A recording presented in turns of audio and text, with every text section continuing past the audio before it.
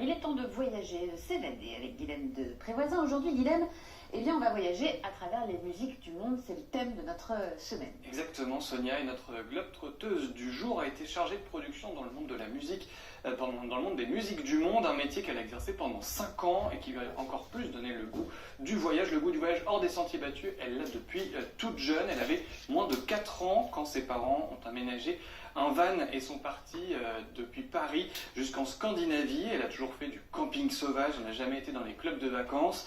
On voit certaines de ses photos. Bref, son truc, c'est l'aventure. Pendant son expérience professionnelle dans le monde de la musique, elle s'occupait d'organiser des concerts pour des chanteurs traditionnels. Pour Philomène, c'était déjà une façon de voyager.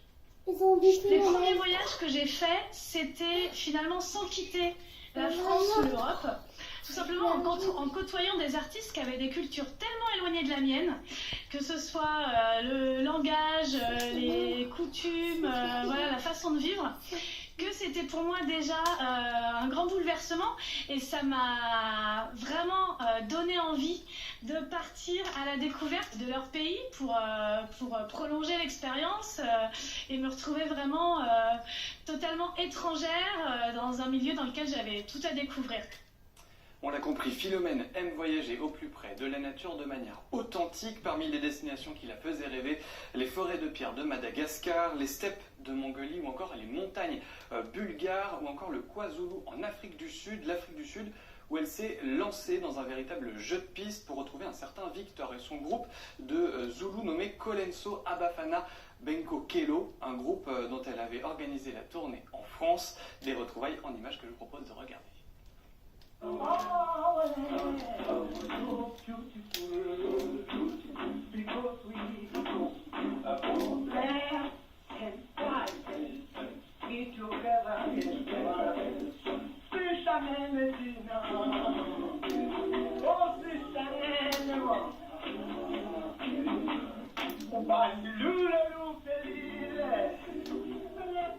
Voilà cet accueil que lui ont réservé ce groupe, de belles rencontres qui motivent toujours plus notre globe-trotteuse à voyager. Lors de son périple musical, elle s'est d'ailleurs rendue en Martinique et en Guadeloupe pour découvrir de nouveaux talents, mais pas seulement.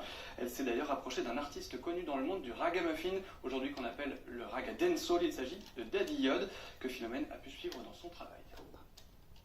C'est une aventurière, et je me rappelle à l'époque, je disais qu'elle était une jeune ragamuffin, quoi. Et c'est ce qui me plaisait aussi en elle. Et c'est quelqu'un qui a toujours aimé voyager à travers d'autres cultures, à travers la musique. Lorsque je partais faire des voyages pour mes concerts en Guadeloupe, même quand je partais avec Pierre-Paul Jacques en Jamaïque, elle rêvait de participer à tous ces voyages. Okay? Et aujourd'hui, quand je la vois voyager à travers le monde, l'autre fois elle était en Éthiopie, bientôt elle s'en va en Jamaïque, elle est vraiment en train de vivre son rêve. Daddy Yod, alias Ténard Saint-Félix, est l'un des précurseurs du ragamuffin en France. Et parmi ses destinations favorites, on l'a compris, la Jamaïque, un pays où prévoit d'aller Philomène Martinelli avec son fils l'été prochain. Eh bien, bonne vacances. Voilà. Guylaine, pour cette chronique. On parlait de musique.